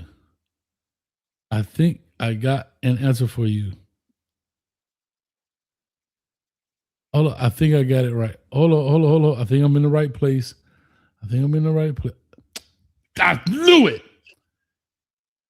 Willis McGahee was number 2, and Caleb Downs is number 2. Oh my God, Jason, hold up. No, hold up. Just saying, Coach. Hold up now. Hold up. Willis McGahee was number 2.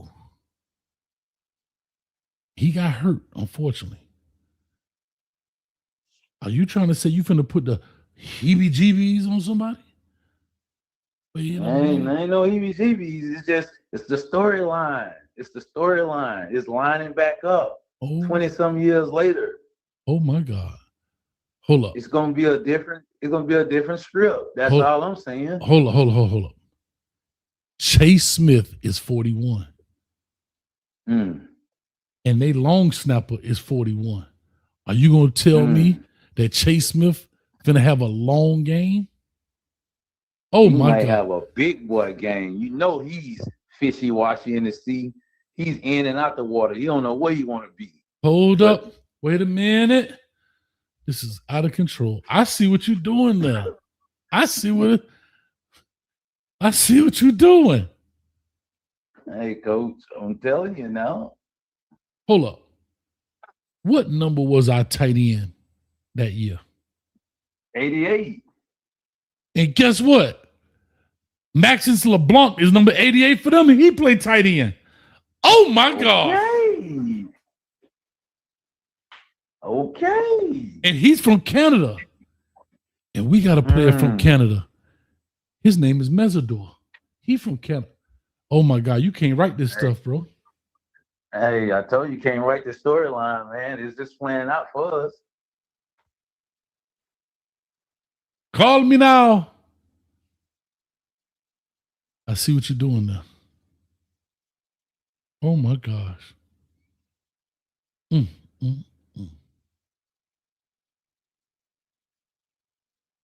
don't know what else to say.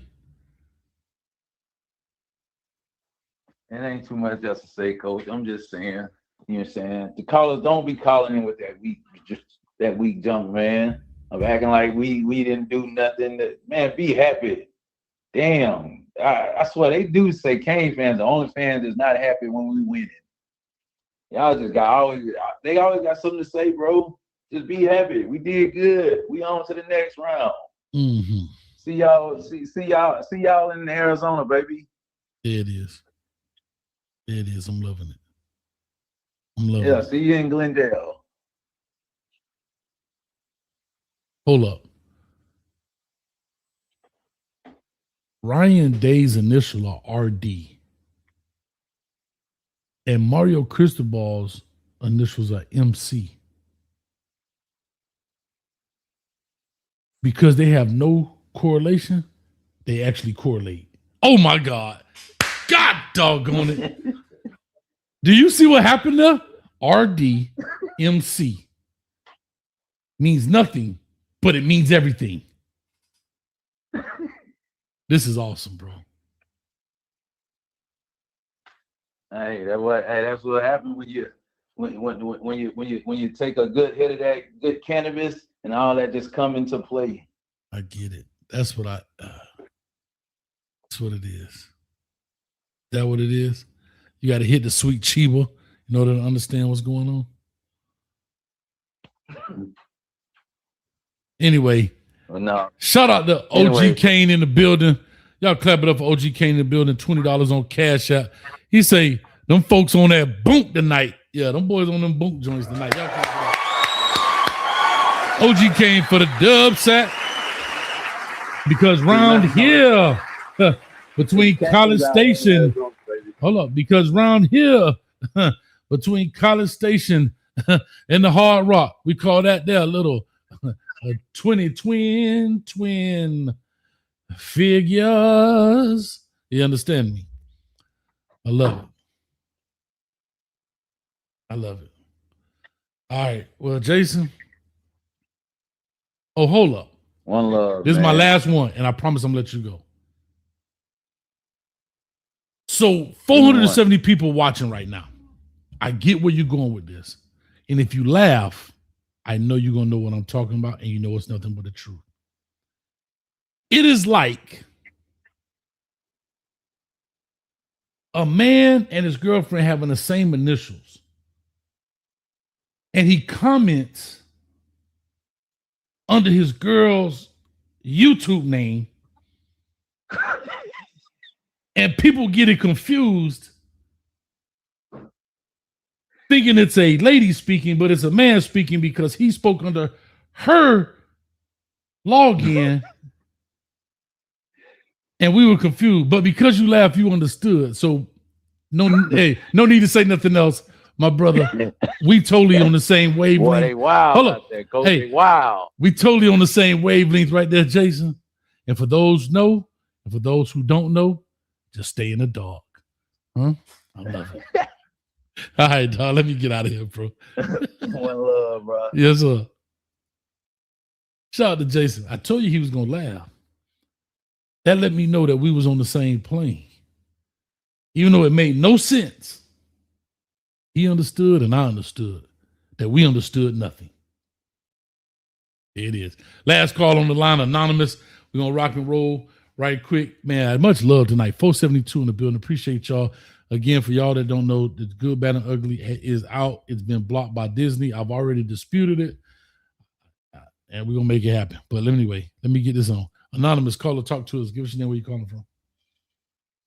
Hey, what up, Coach? It's your boy, DJ King Dingaling. Yeah. Oh God. What's good, Coach? I'm gonna just call you King. You can leave the other part to yourself.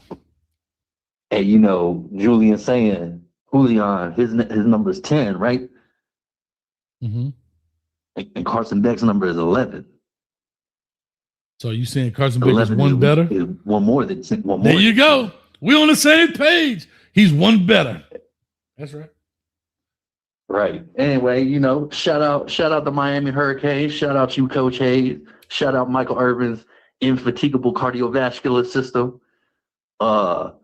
Shit.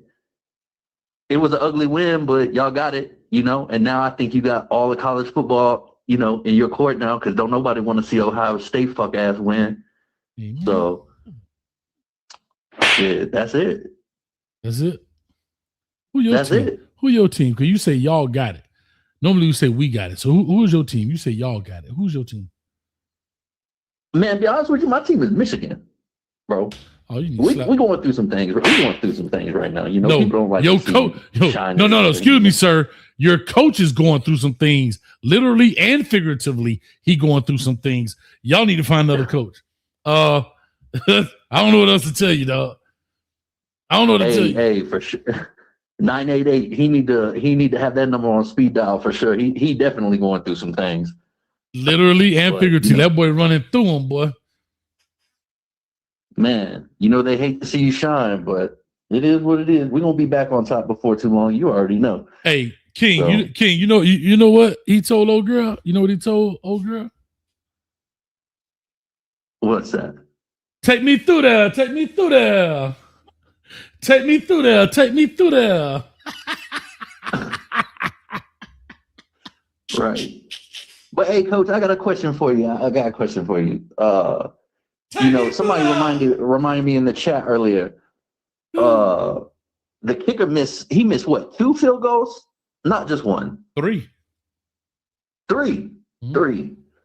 Yeah, that's crazy. That, you know, that would have sold the game up, really. I don't know. I just think to beat Ohio State, and I hope y'all do beat Ohio State. I'm not gonna lie. Of course, I hope anybody beats Ohio State, but y'all gonna have to be firing on all cylinders. You know, like it can't be some like keeping Carson Beck out the game. You know, limiting his deep balls. You know, thinking he gonna give the ball up.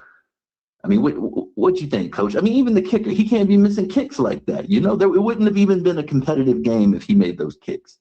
Well, I'll say this, dog, and I don't want to make excuses. I actually told him on this. There's no excuse.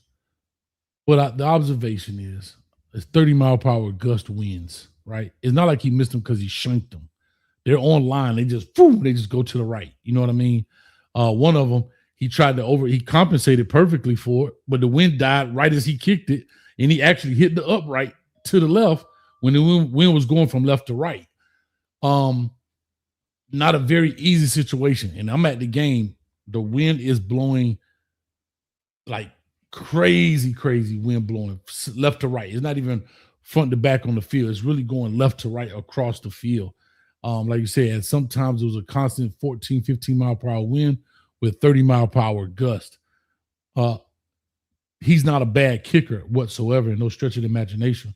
In those situations, it made him look worse than what he really is. He's nowhere near that by no stretch of the imagination. But to your point, at the end of the day, he got to make them.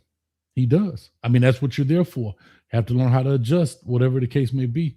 You know, it's not easy to do when you're in the game. It's not like he could practice kicking. You know what I mean? Let me go practice a couple of these out there in the parking lot before I come in and kick a few while the game is going on. So, like I said, it wasn't an easy task for either kicker because their kicker missed as well, unless you were just right there within, you know, the extra point range. But, you know, to kick a 35, 40, 45-yard field goal, damn near impossible. Yeah, well, at least y'all playing in a dome the next time, so I don't think you're gonna have that same problem. Yeah, definitely by no stretch of the imagination. Unless, you know, Jerry World. You go to Jerry's World, he might have an air conditioner blowing real hard over that goalpost. Ain't no telling.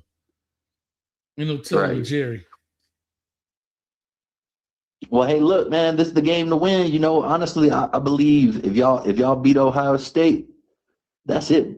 Y'all going to the Natty, and it's a home game. So ain't no reason y'all shouldn't go all the way. This the game. This the team to beat. Once you beat them, I'm convinced. I'm in there like swimwear. Listen, we get there, man. I don't care if I get in the game. I'm going to the tailgate. And then I'm gonna be all the way live. All the way live. All the way live. I hear that. Yes, sir. Yes, sir. All right, coach. All right, man. Well, much love to you. Yes, sir. Yes, sir.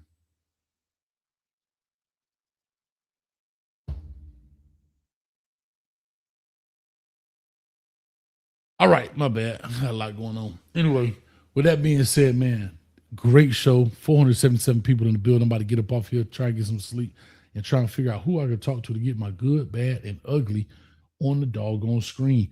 We got it up here. I'm trying to see if I still got it up. Let's see here. I think I do. I think I don't. I think I do.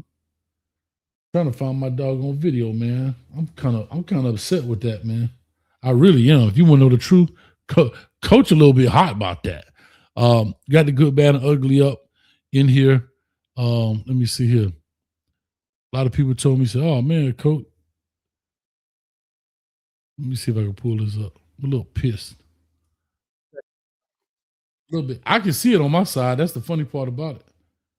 Right? I can see it on my side. But I'm going to just play the intro as a little teaser so y'all can feel it, taste it, understand it. Pause. Y'all know what I'm saying. Maybe a little bit too much. Just add that thing to the screen. Y'all check it out, man. The Miami Hurricanes went into Texas A&M and turned Aggie land into Cane land. This is the good, bad, and ugly film review. The good.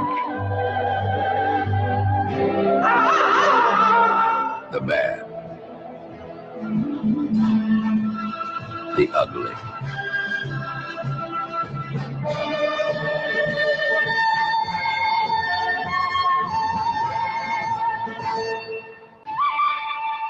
The good. All right, before we get started, just to let you know, look at this, man. These videos have been demonetized by YouTube due to the footage that we use. All I'm asking is that you go ahead and hit the like, share, and subscribe button, as well as notification bell. So you will, man, I had that thing ready for y'all. It's ready, it's up, but it ain't playing no more. So with all that being said, I just want to say this. Thank you guys for everything, all of your support. Thank you for all of the donos today. Falconer X, thank you. Skinny. Also, Maurice Williams in the building. Jeff O'Ramps, Coach Coop in the building. Vic from Tallahassee. Jordan Poole, thank you. He put it, I don't know what's going on. And he says he need to leave that dope alone. That boy on that, them square groupers around there, huh? Them white flaky fish, if you understand me. Jordan Poole, appreciate it, man. Don't let them haters hate. Congratulate. I tried to put it on the Discord, but the problem with the Discord, it's not big enough. So to your point, beloved Sandworm, ooh, let me know this, Coop. Maybe you can help me. Beauty of the playoff script for the $5 is win by any amount in advance. Doesn't matter how ugly either. Just find a way to win. See you later, Coach. Yeah, 100%. Cool. You computer dude. Real quick, yeah. They blocked my good, bad, and ugly film review. Disney has blocked it worldwide. I know it's demonetized. I'm cool with that. But they blocked it worldwide. I tried to upload it on Discord. It said it's too big of a memory. So I don't know where to put it where people could find it and just watch it. I have no idea. So maybe somebody can help me with it. I don't know, but the video is up here on YouTube. I done made it now. I'd rather people watch it. If I got to do something different, then I'll do that. But maybe I could do it straight to Twitter. Hell, I don't know. Maybe. I don't know. Okay, he said text me. Thanks, brother. It don't even have to be tonight, man. I know it's late. It don't matter. Whenever you get a chance. All right. So appreciate y'all. Thank y'all so much, man. We about to get up out of here. Have a good time, and we'll definitely talk. We'll be on again tomorrow, Monday, for the Coach Me Coach podcast. We got a lot to talk about. Of course, we're going to talk about these Canes again. I know y'all going to call in. Tuesday going to show up. Wednesday as well. Thursday is a special day. Take me through there. Take me through there. We're going to see what's up. Appreciate y'all. Much love. As always, go Canes. We out of here, baby. Peace. Woo! Thank God E. Brown didn't call tonight. Lord have mercy. Hear that dude talking about Farford Nugent 40 days and 4 scores ago. Anyway, golly, that old dude be calling here sometimes. I'd be like, Lord have mercy. Boy, she shut up. I be about to give him his membership back. Just we don't call no more. Holy crap. I love him, but God dang. Oh, my bad. We still live? Oh, shoot. Mother pearl. My bad, E. Brown. I wasn't talking about you. I was talking about D. Brown.